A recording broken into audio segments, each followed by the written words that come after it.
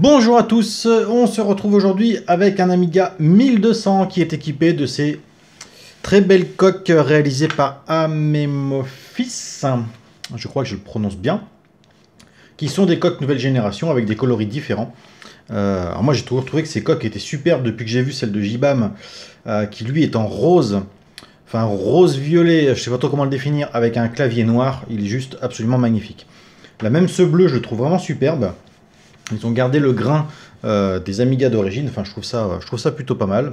Il faut rajouter une petite étiquette Amiga ici. Après il y a une trappe dessous, je la montrerai tout à l'heure, mais qui est ajourée, il y a des nouveaux tampons, enfin il y a quelques petites choses qui ont été rajoutées qui étaient quand même plutôt pas mal. Je sais qu'il y a eu un, comment dire, un drama à cause du prix. Encore une fois, tout est relatif, hein, il y a beaucoup de gens qui trouvent que mettre 50 € dans un Amiga, faut être complètement stupide en 2020. Et pourtant, on continue à acheter du matos quand on est passionné. Le prix n'a pas vraiment de valeur, on va dire. Voilà, en tout cas, moi, j'aime beaucoup, même si je n'en ai pas. Donc, cet Amiga, il a un problème. Il a des problèmes de boot intempestif. Hein, et il boot un petit peu quand il veut.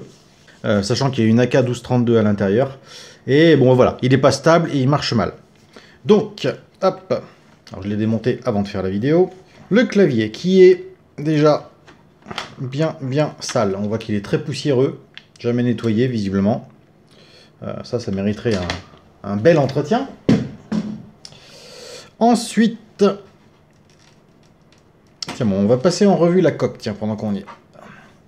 Autre chose très intéressante, on peut voir que les filetages ne sont plus directement dans le plastique, mais il y a des inserts en laiton.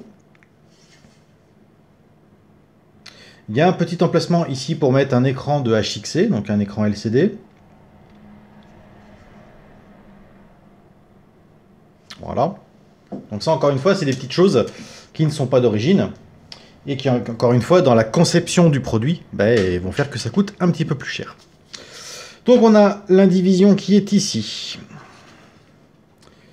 Ah, ça c'est pareil. Normalement, d'origine, sur un Amiga 1200, on ne peut pas retirer la carte par le dessus.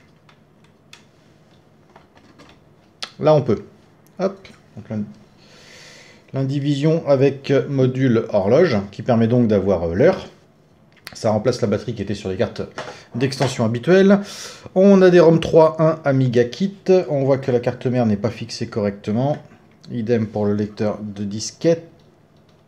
Voilà. Alors, j'ai enlevé l'adaptateur de compact flash et sa compact flash. On verra après. Est-ce qu'on peut enlever le blindage et la carte? Oui. Hop. Ah, j'avais pas vu. Donc en fait, on voit qu'elles sont fabriquées par A1200.net. Elles ont les signatures, comme sur les... Est-ce que c'était l'Amiga 1000? Je crois qu'il y avait des signatures à l'intérieur. On a une ouverture ici qui laisserait passer facilement une indivision. Est-ce que j'ai pas dit indivision tout à l'heure au lieu de dire carte accélératrice? Bref, vous m'aurez compris. Pour ce qui concerne le dessous, voilà, on a donc une trappe bien ajourée, des nouveaux tampons. Bon, la finition est chouette, on est sur un plastique qui est très proche de l'original. Donc voilà, fini de parler de la coque. On revient à la carte mère. Donc, qu'est-ce qu'on peut en dire? Eh bien, au premier coup d'œil, c'est une carte mère qui est très sale. Il y a beaucoup de poussière. Je vois que le décodeur RGB est blindé d'acide. Et c'est une carte qui a déjà été recapée. Alors, c'est ce que je disais dans la vidéo précédente. Recaper, ce n'est pas que changer les condensateurs. Il faut bien évidemment nettoyer la carte et supprimer l'acide. Bon, là, on voit que c'est carrément pas le cas. Je vais faire un petit zoom. Voilà, donc là, on voit carrément que la carte n'a pas été nettoyée. Par contre, on voit aux soudures des condensateurs qu'elles ne sont pas d'origine. Hein. C'est pas les soudures d'origine. Alors ça, c'est à exclure complètement. Le scotch pour servir d'épissure. Bon, hop, ça, rien à redire. Il y a aussi eu un travail de fait ici, puisque je vois que l'étain a été retiré. Alors, il n'y a pas de composants ici d'origine, hein, mais on voit que l'étain a été retiré. Alors pareil, je vois beaucoup de composants qui ont eu des rattrapages de soudure qui ne sont pas d'origine. Oh là là, ça c'est une carte qui a été bricolée, ça.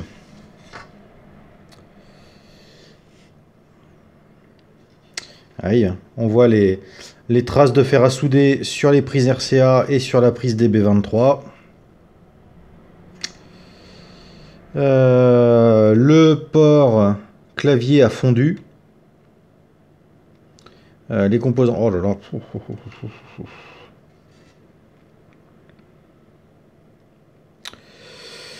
Bon, c'est une carte qui a beaucoup souffert. Donc là, concrètement, eh ben, je pense qu'il va falloir tout reprendre à zéro. Alors oui, il y a un problème clavier aussi, hein, mais quand je vois l'état du port IDE, c'est pas étonnant. Là, si le clavier fonctionne pas correctement, c'est absolument pas étonnant. Donc on va commencer par un très gros nettoyage. Je pense qu'il va falloir retirer le décodeur RGB pour le nettoyer convenablement. On va contrôler aussi tout ce qui est autour du décodeur audio, puisqu'il y a souvent des couleurs d'acide à cet endroit-là. Et puis on va essayer de faire en sorte que ça fonctionne. Donc j'ai regardé ma vidéo de démontage. En fait, non seulement le connecteur du clavier est fondu, mais en plus il manquait la réglette de fixation. Elle n'était pas dessus. Alors il faut que je regarde dans le carton si jamais elle est tombée. Mais normalement elle est enfichée dans la nappe clavier, donc elle ne peut pas tomber. Mais en tout cas, elle n'était pas là.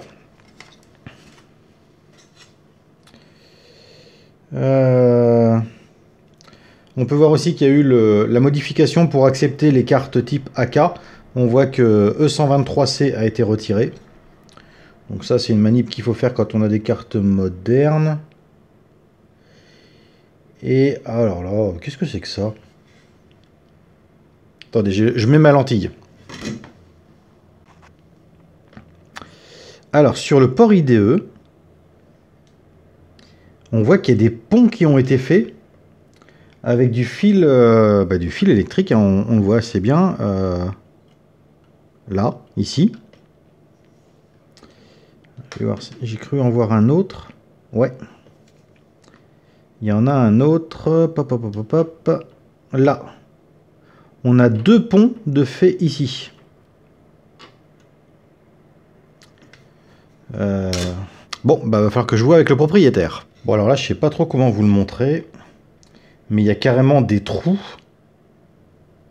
au niveau du port IDE. Alors. Là. Alors, désolé, je suis obligé d'enlever ma loupe pour avoir le flash du téléphone. Mais donc, là, ce que vous voyez à la pointe de mon cutter, c'est un trou. Il y a un trou dans la carte mère. Et il y a un autre trou ici. Alors là, c'est la première fois que je vois ça.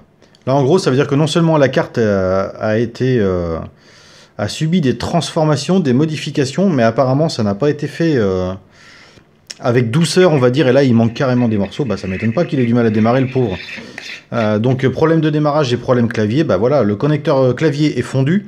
Et le connecteur IDE est carrément détruit. Bien, j'ai nettoyé la carte et supprimé un petit peu toutes les traces de poussière et tous les restes d'acide qu'on pouvait trouver. Cette carte a un mal fou à démarrer. C'est-à-dire qu'elle envoie quand même un signal à l'écran, donc la Péritel se met en route. Par contre, rien n'apparaît. Si je branche les LED clavier, j'ai uniquement la LED Power qui s'allume. Si je branche l'adaptateur Compact Flash, la LED d'activité de la Compact Flash est constamment allumée. Par contre, ça ne charge pas le disque dur. Bon. Bref, il y a un gros souci au démarrage. Les démarrages sont intempestifs. Et si je mets une diagramme, donc j'ai enfin réussi à le démarrer après au moins une vingtaine d'essais infructueux. Hop. J'ai même testé sur un autre écran puisque j'arrivais pas à le faire fonctionner sur mon écran habituel. Donc j'ai quand même testé sur celui-là là-bas. Et on voit qu'avec les diagrammes sur un test de CIA, donc sur le CIA A, on a un problème, il ne peut pas être testé puisqu'il est marqué Too Slow Ticket Signal. Et on est en file. Donc j'en déduis que le CIA A a un problème. Le CIA A, c'est lequel? Donc pour vous donner un ordre d'idée, voici une carte vierge d'Amiga 1200. Hop, est-ce qu'il va me faire le focus? Oui. On peut voir qu'on a un CIA ici et un CIA qui est là. Par contre, ils ne sont pas marqués CIA A ou CIA B, ils sont marqués ODD CIA et Even CIA. Mais on sait au moins que ça vient d'un de ces deux-là. Donc après une petite recherche sur Internet, le CIA A, c'est donc le CIA ODD, c'est-à-dire celui-ci. Hop là, mise au point, merci. Voilà, donc c'est celui-ci qui est indiqué comme défaillant par les diagrammes. Concrètement, c'est celui qui est à côté du port clavier. Et vu l'état du port clavier, ça n'a rien de réellement étonnant. Maintenant, concrètement, qu'est-ce qu'on peut en dire? Alors, hop, j'éteins l'Amiga. Eh bien, déjà, on voit que toutes les soudures qui sont là ne sont pas d'origine. Encore une fois, les soudures ont été retouchées, il va falloir vérifier que ce soit correctement fait. En fait, je vois que les soudures ont été refaites un peu partout, parce que même sur U8, elles ne sont pas d'origine. Sur U3, c'est presque un vrai carnage. Voilà, on voit des soudures qui sont complètement moches. Comme je l'avais dit en début de vidéo, on peut voir ici, c'est des soudures qui ont été refaites, mais en version gros pâté. Et là, malheureusement, je vais peut-être pas pouvoir zoomer plus. Voilà, c'est le mieux que je puisse faire. Mais on voit que les soudures ont toutes été refaites. C'est vraiment étrange. Il n'arrive pas à comprendre réellement ce qu'a voulu faire la personne qui a touché cet Amiga, parce que c'est touché d'un peu partout et pas vraiment de manière logique. Ce que j'entends par manière logique, c'est que l'Amiga a d'abord été envoyé par une personne qui s'y connaît, on va dire, pour un remplacement de condensateur. Bon, suite à ça, on peut voir que le support IDE a été remplacé et ça a quand même été un petit peu massacré. Ensuite, on peut voir qu'il y a beaucoup de composants qui ont été ressoudés. Alors, pour qui, pourquoi, je n'en sais absolument rien. On peut voir que le port clavier est très abîmé, qu'il y a des traces de soudure un peu partout, donc ça a été fait quand même un petit peu à l'arrache. Et c'est ce qui suscite certainement d'autres pannes. Donc, pour l'instant, la carte est propre. Déjà, c'est une chose. Elle est décontaminée, il n'y a plus de traces d'acide. Ensuite, on va s'attaquer au condensateur, parce que je pense qu'on va tous les dessouder, contrôler les pistes et les ressouder, puisque visiblement ça n'a pas été fait avant le recapage. Et on va aussi s'attaquer donc au fameux CIA ODD. Je vais commencer par rafraîchir les soudures et on va voir si ça change quelque chose sur les ROM de diagnostic. Allez, on attaque la partie 2. Je viens de repasser les soudures du CIA A, donc ODD. Et on va vérifier si ça change quelque chose au moment du test. Donc ça c'est tout à fait normal, c'est le check des ROM. Ok. On a donc dit CIA, on va tester... Ah bah mince, je me suis trompé. Hop, on ressort, test CIA. Alors le fameux CIA A. Donc l'erreur elle était ici.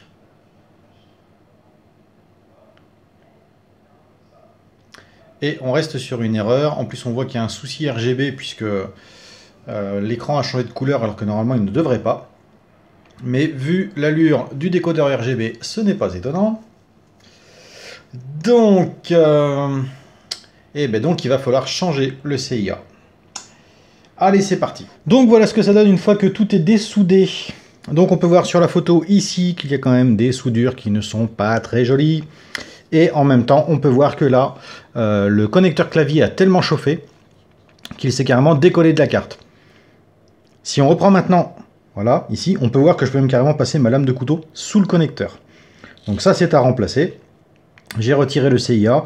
Pour me donner de la place pour intervenir sur toutes les soudures, j'ai dessoudé le port, que je dise pas de bêtises, avec le port parallèle. C'est une bonne question, ça. Bon, bref, on verra bien. Dessouder aussi les RCA, bon, comme je fais d'habitude pour intervenir sur les deux condensateurs qui sont là, pour ne pas faire de traces de fonte sur ces composants. Je vais pouvoir poser le nouveau CIA et on va pouvoir faire un test. Alors, je viens de mettre un support PLCC avec un nouveau CIA. On va pouvoir faire un test. Alors déjà, depuis que j'ai repassé quelques soudures, il n'y a plus de démarrage intempestif. Avant, j'avais des écrans noirs même en voulant lancer les ROM. Maintenant, mon démarrage de ROM de diagnostic est quasiment à chaque fois. Enfin non, il est à chaque fois d'ailleurs. J'ai pas de souci. Par contre, attention, c'est pas parce qu'on démarre sur les ROM de diagnostic que l'Amiga fonctionne. J'ai un Amiga 4000 là, que je suis en train de restaurer. Il fonctionne sur les ROM diagnostic. Par contre, il ne reconnaît pas des ROM standards. Alors, Irkutist CIA. Allez, c'est parti. Donc, les deux premiers, ça marchait impeccable. Et celui-ci fonctionne. On n'a plus d'erreur.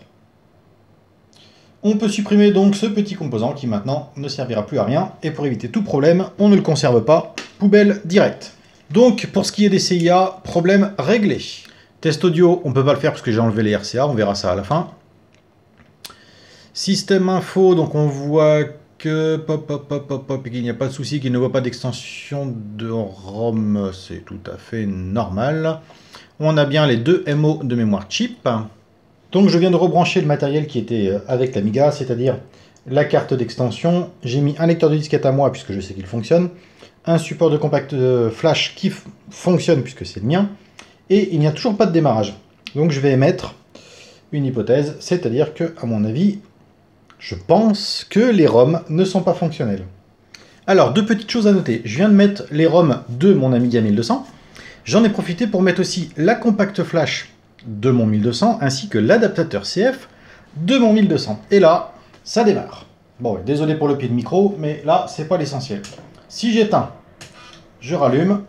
Alors pareil, avant, j'avais pas du tout d'accès au lecteur de disquette. Donc là, on peut voir, hop, ici. En fait, ça, c'est ma disquette, donc c'est un Dream, c'est le Dream 27. On voit que mon Workbench est reconnu. Donc là, visiblement, tout fonctionne. Alors, on a déjà un problème avec les ROM, mais visiblement, on a aussi un problème avec la compact flash qui est avec l'Amiga. Donc j'éteins. J'enlève ma compact flash. Je prends celle d'origine, qui est d'ailleurs une vieille PNY. Je la mets dans le support. Je redémarre. Et là, visiblement, ça fonctionne. Donc là, on est sur le système du propriétaire de la machine.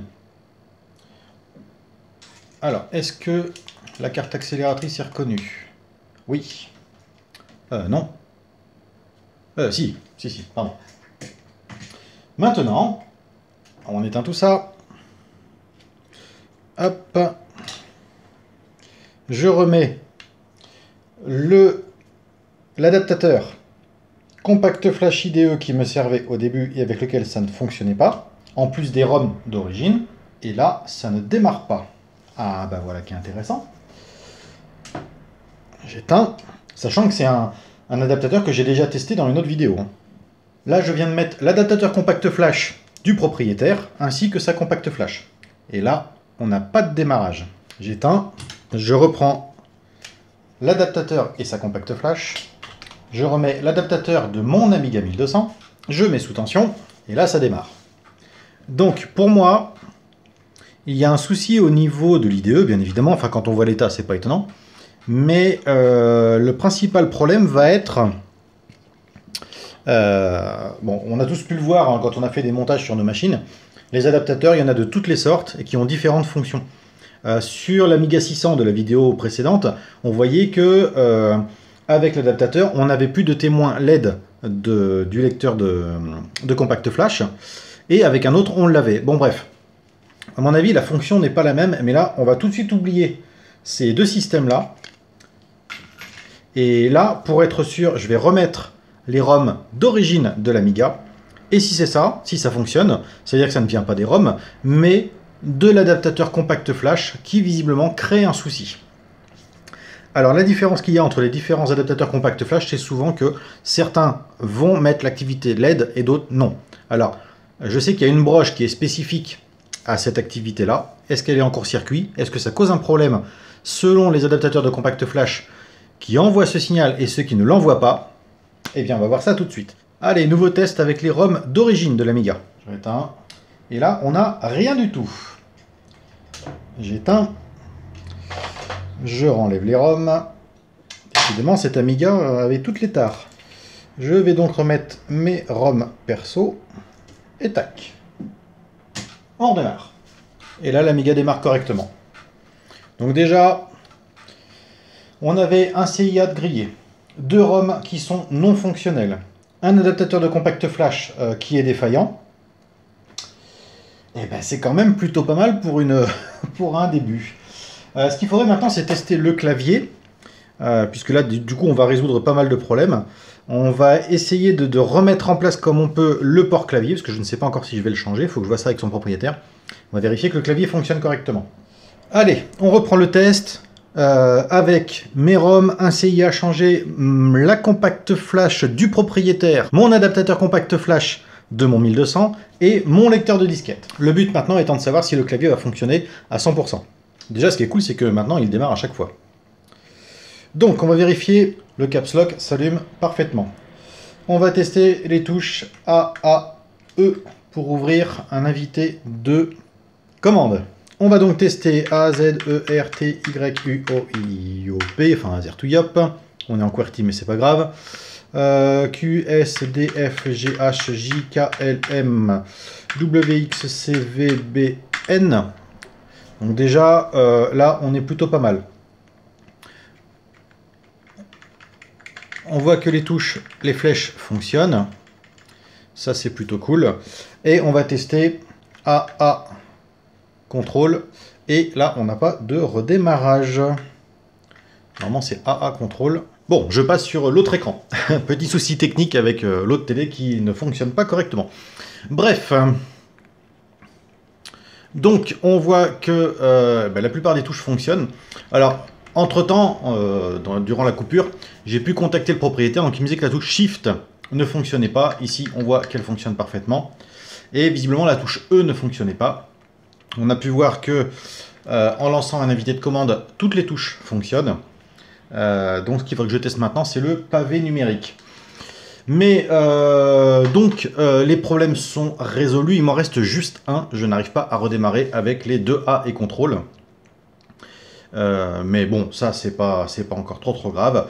Pour le reste, la panne du clavier donc est résolue puisque toutes les touches fonctionnent. Les problèmes de démarrage pour moi étaient dus aux ROM. Les ROM ont été remplacés, il n'y a plus de problème, donc là-dessus c'est réglé. Il ne me reste plus que le souci d'adaptateur compact flash. Alors voilà, je ne sais pas comment y réagir. Voilà, il faut que je trouve un moyen de le faire fonctionner.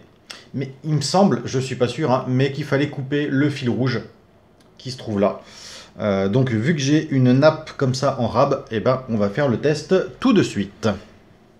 Installer un adaptateur que j'avais, donc un 90 degrés que j'ai commandé récemment. Et là, ça fonctionne du premier coup.